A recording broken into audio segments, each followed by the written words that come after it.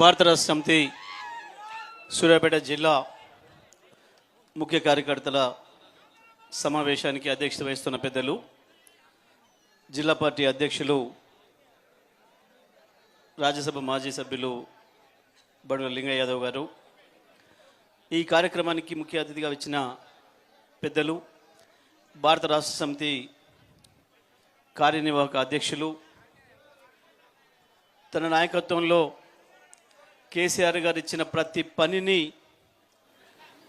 కేసీఆర్ గారు ఊహించిన దానికంటే ఎక్కువ అద్భుతమైన ఫలితాలను ఇచ్చే పద్ధతుల్లో పూర్తి చేసి ఈ రాష్ట్ర అభివృద్ధిలో కేసీఆర్ కుడిచేయిగా ఉంటూ పట్టణాలకు ఏం కావాలి, పల్లెలకు ఏం కావాలి అని చెప్పి పరిశ్రమలు తేవడానికి భారతదేశానికి ఒక ఐకాన్గా నిలబడి ప్రపంచ దేశాలకి తెలంగాణను పరిచయం చేసి తనదైన పద్ధతుల్లో నేను కేవలం కేసీఆర్ వారసునిగా రావడం లేదు, నేనుగా కేటీఆర్గానే వస్తున్నా అని చెప్పి ప్రపంచానికి తెలియజెప్పి, తెలంగాణ యువతకు ప్రపంచానికి తెలియజెప్పే పద్ధతుల్లో తెలంగాణ కీర్తి పతాకాన్ని ప్రపంచమంతటికి చాటి చెప్పిన అద్భుతమైన పోరాట యోధుడు మన కేటీఆర్ గారు.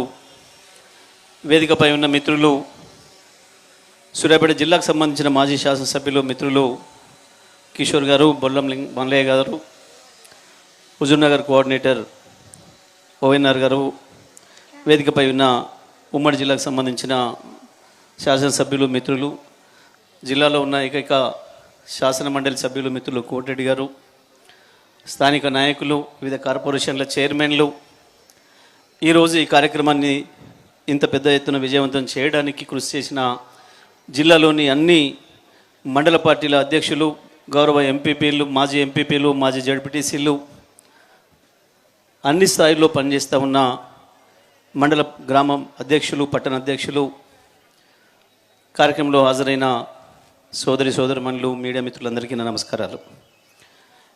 ఇవాళ వాస్తవానికి మనం ఈ కార్యక్రమాన్ని నిర్వహించుకుంది మన పార్టీ గురించి మాట్లాడుకోవడానికి, మన పార్టీ పుట్టుక నుంచి ఇప్పటి వరకు జరిగిన విషయాల్ని ప్రస్తావించుకోవడానికి, రేపు మనం ఎంతో ఉత్సాహంతో జరుపుకోబోతున్న 25 వసంతాల ఉత్సవ సభను వరంగల్లో చరిత్రలో ఏ పార్టీ చేసుకునే విధంగా అద్భుతంగా చేసుకోవడానికి, దాన్ని విజయవంతం చేసుకోవడం కొరకు ఈరోజు ఈ సమావేశాన్ని మనం ఏర్పాటు చేసుకున్నాం. ఇదే సందర్భంలో తప్పకుండా ప్రస్తుత ప్రభుత్వం గురించి మాట్లాడుకోవాలి, ప్రభుత్వాన్ని నడుపుతున్న ముఖ్యమంత్రి గురించి మాట్లాడుకోవాలి. కానీ ఆ విషయాలు కేటీఆర్ గారే బాగా చెప్పగలుగుతారు. ఈ ముఖ్యమంత్రి దాటుతున్న రేఖలెన్ని, వాణిలెన్ని, తారలెన్ని, అన్ని విషయాలను కూడా స్పష్టంగా చెప్తారు. నేను వాటి జోలికి పోవడం లేదు. కానీ బీఆర్ఎస్ పార్టీ టీఆర్ఎస్ పార్టీగా 2001లో పుట్టడానికి ముందు ఉన్న పరిస్థితులు ఇవాళ చాలామంది మాట్లాడుతున్నారు. కేసీఆర్ తెచ్చిన పదవిలో కూర్చొని, కేసీఆర్ వల్ల సృష్టించబడ్డ పదవులలో కూర్చొని చాలామంది పైరకారులు, బ్రోకర్లు, జోకర్ నాయకులు కూడా ఇవాళ పదవులకు వచ్చి మాట్లాడుతున్నారు. ఆనాడు కేసీఆర్ జై తెలంగాణ అంటే, అమ్మో కేసీఆర్ నెంబడి నిలబడితే మాకేమైద్దామని చెప్పి ఉచ్చాలు పోసుకొని దూరం పోయిన విధవలు, సమైక్యాంధ్ర తొత్తులుగా పనిచేసిన ఇక్కడున్న స్థానిక కాంగ్రెస్ తెలుగుదేశం నాయకులు తెలంగాణలో ఇవాళ చాలా అవాకులు చివాకులు పేలుతున్నారు. అదొక వైపు. ఏముండి ఆనాడు కేసీఆర్తోని ఆ రోజు దానిక తెలుగుదేశంలో ఉండి అన్న అనుకుంటూ చుట్టూ తిరిగిన వాళ్ళు కూడా ఎప్పుడైతే కేసీఆర్ జై తెలంగాణ అని గులాబీ జెండా ఎత్తినరో పారిపోయినరు. ఎందుకంటే ఆ సమయం అటువంటిది. తెలంగాణ యాసను కూడా మర్చిపోయి తెలుగును ఆంధ్ర యాసలో మాట్లాడాల్సిన పరిస్థితి వచ్చింది మన సెక్రటేరియట్లో, మన అసెంబ్లీలో, తెలంగాణ అంతటా. తెలంగాణ పదాన్ని అసెంబ్లీలో నిషేధించిన సందర్భం. గా టైంలో ఒక్క ఆంధ్రప్రదేశ్ని కాదు, భారతదేశాన్ని కూడా చంద్రబాబు నాయుడే నడుపుతున్న సందర్భం. అటువంటి టైంలో తెలంగాణ ఎండిపోతున్న తెలంగాణను చూసి, వెళ్ళిపోతున్న తెలంగాణను చూసి, వలసల పాలైన తెలంగాణను చూసి, నేనున్న తెలంగాణ కొరకు, తెలంగాణ రైతులారా చనిపోద్దు, తెలంగాణ నేతన్నలారా చనిపోకండి, నేను వస్తున్నా తెలంగాణ కొరకు, ఎవడి కడుపులో తలబెట్టినా, ఎవడి కాలు మొక్కినా మన సమస్యలు తీరవు, తెలంగాణ రాష్ట్రం సొంతమైతేనే తప్ప మనకు ఆ బాధలు తప్పవు అని చెప్పి గులాబీ జెండాను ఎగిరేసి ఒక్కడిగా సిద్దిపేట నుంచి బయలుదేరిన కేసీఆర్ ఆ పార్టీ నుంచి వచ్చిన పదవులకు రాజీనామా చేసి, ఆ పార్టీకి రాజీనామా చేసి ఒక్కడిగా బయలుదేరిండు. ఎన్ని అవమానాలు ఎదురైనా, ఎన్ని అవాంతరాలు ఎదురైనా ఒక్కరొక్కరిగా వస్తున్న వాళ్ళని కలుపుకొని ఊరికొక్కరే ఉన్న ఊరికొక్కరిని కేసీఆర్ అని పిలిచినా భయపడకుండా వచ్చిన ఉద్యమకారుల్ని వెంటబెట్టుకొని ఒక తల్లి కోడి పిల్లల్ని ఎట్లా రెక్కల కింద పెట్టి కాపాడుకుంటుందో కాకల నుంచి, గద్దల నుంచి, ఆ పద్ధతుల్లో ఉద్యమకారుల్ని కాపాడుకుంటూ ఒక్కొక్క అడుగు ఎక్కుతూ ఉద్యమాన్ని ఎట్లా నిలిపి ఉంచాలి అని చెప్పి ఎవడికి అర్థం కాని పద్ధతుల్లో ఎందుకు రాజీనామాలు చేయిస్తున్నాడు కేసీఆర్, ఎందుకు పదవుల్ని ఈ రకంగా వదిలేస్తున్నాడు, ఎందుకు ఉప ఎన్నికలు తెస్తున్నాడు అని చెప్పి ఆనాటి సమైక్యవాద తొత్తులైన కొంతమంది మీడియా వాళ్ళకు కూడా అర్థం కాకుండా ప్రతి నిమిషం తెలంగాణ చుట్టే తిప్పాలి ఈ రాజకీయాలని చెప్పి తనదైన పద్ధతుల్లో గాంధీ చూపించిన మార్గంలోనే నడుస్తా, అంబేద్కర్ మనకిచ్చిన అవకాశం ఉంది ఆర్టికల్ 3లో భారతదేశంలో రాష్ట్రం ఏర్పడాలంటే ఆ పద్ధతులను ఏర్పడాలని చెప్పి ఒకవైపు ఉద్యమాన్ని, ఇంకొక వైపు రాజకీయాన్ని కలగలిపి 14 సంవత్సరాలు తెలంగాణను నిలిపి ఉంచి మొదలుపెట్టినాడు. నా స్వప్నం, నా ధ్యేయం తెలంగాణ రాష్ట్రమే, తెలంగాణ రాష్ట్ర సాధనే నా ఏకైక ఎజెండా, అంతకు మించి నాకు ఇంకొక ఎజెండా లేదు. తెలంగాణ వచ్చిన తర్వాత అవసరమైతే నాకు పార్టీ లేకున్నా ఏం లేదు, నేను మళ్ళీ పోయి వ్యవసాయం చేసుకుంటా తప్ప తెలంగాణ రావడమే నాకు ముఖ్యమని చెప్పి తను నిర్మాణం చేసిన పార్టీని, తన కన్న బిడ్డ అనుకుంటున్నటువంటి పార్టీని వదులుకోవడం కూడా సిద్ధపడి, అటువంటి త్యాగాలకు సిద్ధపడి ఈ రాష్ట్రాన్ని తీసుకొచ్చింది టీఆర్ఎస్ పార్టీ కేసీఆర్ నాయకత్వంలో.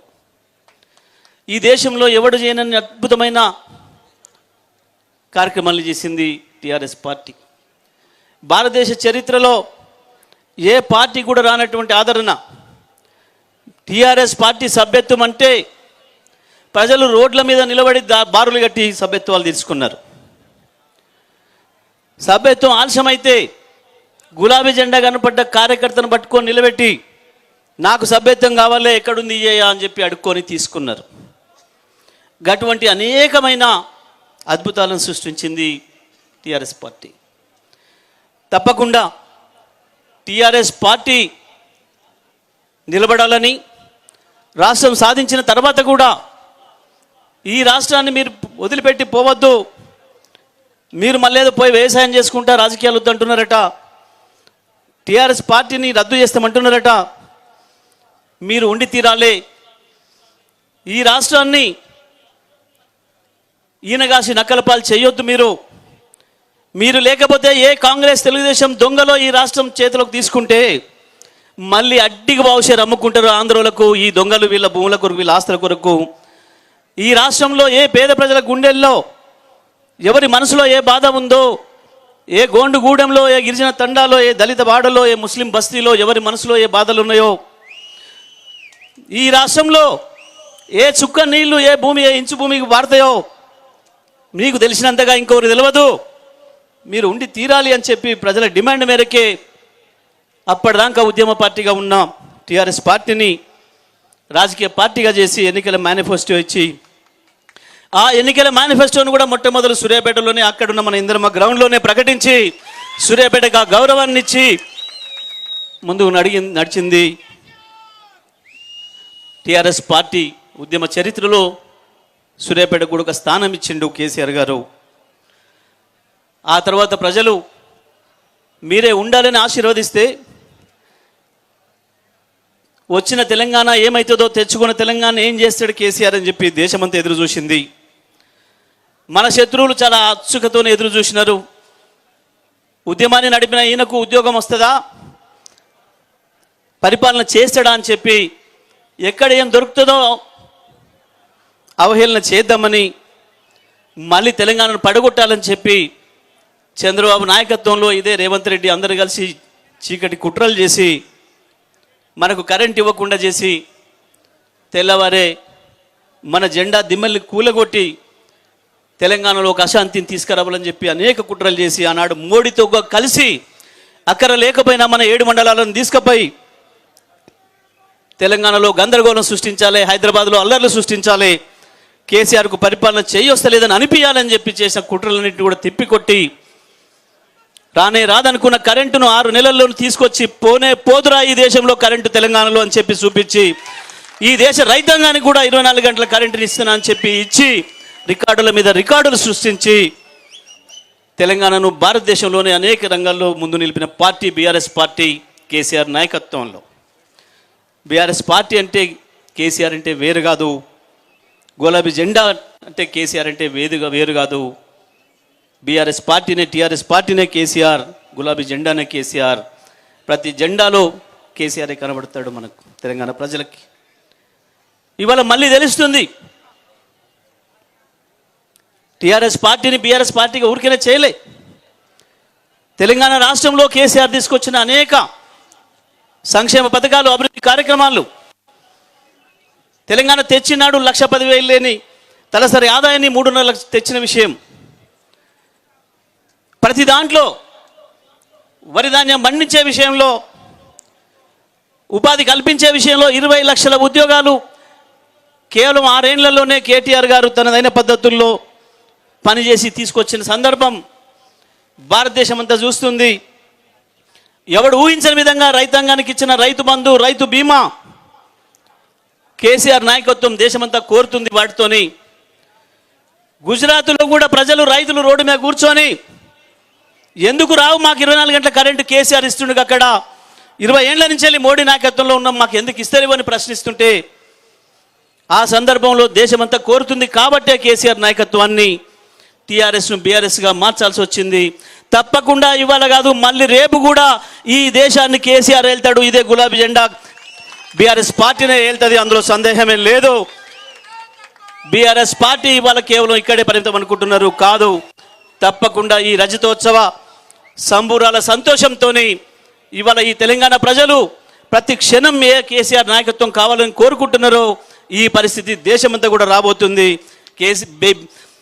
మోడీ నాయకత్వంలో ఈ దేశం నాశనం అయిపోతుంది. ఇవాళ ఇక్కడ మోడీ శిష్యుడు ఎట్ట నాశనం చేస్తున్నాడో ఇదే పద్ధతిలో దేశమంతా కూడా అదే పరిస్థితికి పోతుంది. ఇప్పటికి కూడా దేశంలో రైతాంగం చచ్చిపోతున్నారు, రోజుకు అనేక ఆత్మహత్యలు జరుగుతున్నాయి, ఆకలి చావులు జరుగుతున్నాయి. భారతదేశంలో 30 కోట్ల మంది పైగా ప్రజలు రోజుకు ఒకటే పూట అన్నం తిని 2వ పూట ఉపవాసం ఉంటున్నారు. కానీ తెలంగాణ రాష్ట్రంలో మొన్నటి వరకు కేసీఆర్ నాయకత్వంలో ప్రభుత్వం ఉన్నంత వరకు ఒక మనిషి కూడా ఆకలితో పడుకోలేదు. ఈ రోజు నాకు అన్నం లేక ఉపవాసం ఉన్నానే మనిషి లేకుండా చేసిండు కేసీఆర్. అది బీఆర్ఎస్ పార్టీ గొప్పతనం, అది గులాబీ జెండా గొప్పతనం. అటువంటి కేసీఆర్ నాయకత్వంలో పనిచేస్తున్న కార్యకర్తలుగా మనం అందరం కూడా గర్వపడాలి. ఇవాళ బీఆర్ఎస్ జెండా, గులాబీ జెండా కప్పుకునే అవకాశం రావడమే ఒక గర్వకారణం మనకు. అటువంటి బీఆర్ఎస్ పార్టీలో ఉన్న కార్యకర్తలుగా తప్పకుండా రజతోత్సవ ఉత్సవాలు ఏదైతే చేసుకోవాలని చెప్పి నిర్ణయించుకుందో పార్టీ, దానికి పెద్ద ఎత్తున రాష్ట్రంలో మిగతా ఏ జిల్లాలకు తక్కువ కాని విధంగా సొంతంగా ఏ వరంగల్లో జరుగుతుందో వరంగల్ని మించి నల్లగొండ, ఉమ్మడి నల్లగొండ జిల్లా, సూర్యాపేట జిల్లా కార్యకర్తలు అందరూ కూడా, ప్రజలందరూ కూడా కథం దొక్కి పోవాలి. కేసీఆర్ ఆశించిన స్థాయిలో తప్పకుండా ఆ వరంగల్ సభను విజయవంతం చేసుకోవాలని చెప్పి తెలియజేస్తూ ఈరోజు మనందరికీ అవకాశం ఇచ్చి నేను కోరిన 2012లో బీఆర్ఎస్ టీఆర్ఎస్ లేదు, అయిపోయింది అని చెప్పి ఆనాటి సమైక్యాంధ్రవాదులు, చంద్రబాబు నాయకత్వంలో ఉన్న తెలుగుదేశం, చంద్రబాబు నాయకత్వంలోనే పనిచేస్తున్న కాంగ్రెస్, చంద్రబాబు డైరెక్షన్లో పనిచేస్తున్న కాంగ్రెస్ రెండు కలిసి కుట్రలు చేసిన సందర్భంలో ఉన్నది తెలంగాణ ఎక్కడో లేదు, నీ ఆంధ్ర నాటి పక్కనే ఉంది, నీ ఆంధ్ర బార్డర్లోనే ఉంది అని చెప్పి సూర్యాపేటలోనే అద్భుతమైన సభ అని చెప్పి మొత్తం దేశానికి టీఆర్ఎస్ పార్టీ బలమేందో చూపించిన ఈ సూర్యాపేటకు మళ్ళొక అవకాశం ఇవ్వాలి. రజతోత్సవాల సందర్భంగా మీరు రాష్ట్ర కార్యనిర్వాహక అధ్యక్షులుగా ఏదైతే మొత్తం ప్రజల్ని ముందుకు కదిలిస్తున్నారో, యువతకు ఉత్సాహాన్ని నింపి ఈ రాష్ట్రానికి అద్భుతమైన నాయకత్వం ఉంది, కేసీఆర్ తయారు చేసిన సైనికులు ఉన్నామని చెప్పి మీరు ఏ పద్ధతిలో అయితే ముందుకు పోతున్నారో దానికి మా సూర్యాపేటకి అవకాశం ఇవ్వాలి అని చెప్పి కోరగానే సూర్యాపేట జిల్లా కార్యకర్తల్ని కలుసుకోవడానికి అవకాశం ఇచ్చి ఇక్కడికి వచ్చిన పెద్దలు తెలంగాణ ఆశాజ్యోతి రేపటి భవిష్యత్తు నాయకుడు కేటీఆర్ గారిని మాట్లాడాల్సిందిగా విజ్ఞప్తి చేస్తా ఉన్నాను.